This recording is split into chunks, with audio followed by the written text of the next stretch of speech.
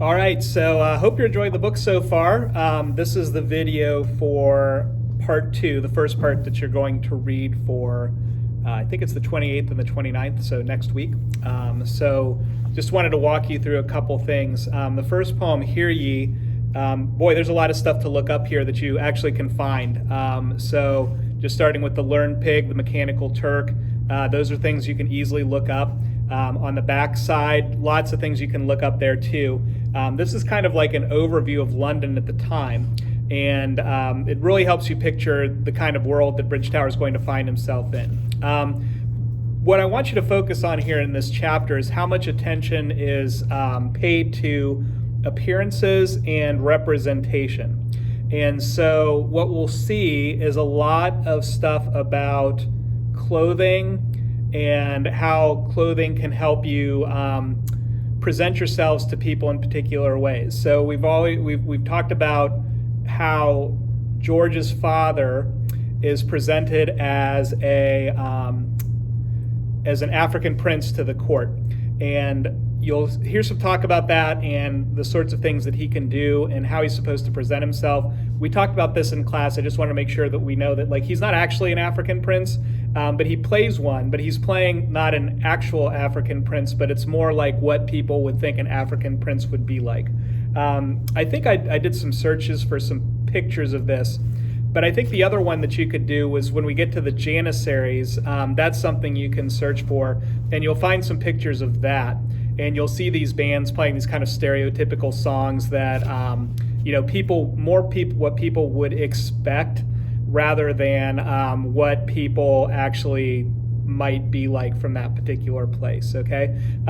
Just a side note that maybe can help you think about this. So I was listening to a podcast one time and they were talking about Taco Bell.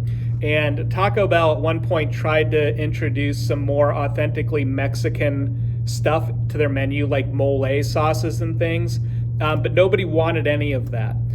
So people actually wanted the cultural appropriation of what America thought Mexican food was rather than the real thing. And so that's what the Taco Bell menu is. It's not like stuff that actually people eat in Mexico.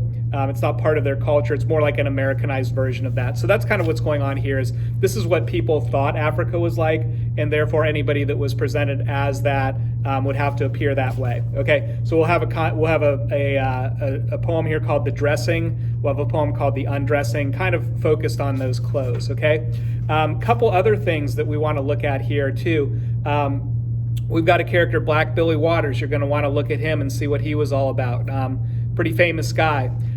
We are also, like I talked about, talking about representation. So how do these people live in popular culture and how do we see them? So you'll do a search, like an image search for Black Billy Waters, and you'll see the way that he's kind of caricatured. Like he's not portrayed as he actually looks, but more like how people perceive him to be. We mentioned the way that we expect African princes to be represented, which is not necessarily accurate. And we'll finish off with Ode to a Negress Head Clock. Again, something you can look up very easily and see what this looks like. And what I want you to pay attention to with all this is how are these people depicted?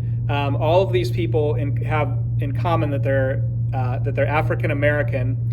And they're all represented in particular ways, and I think it's worth looking at this and seeing how this all works, okay? So, because most of the characters in this book are not representing themselves, they're kind of like a stand-in for something else.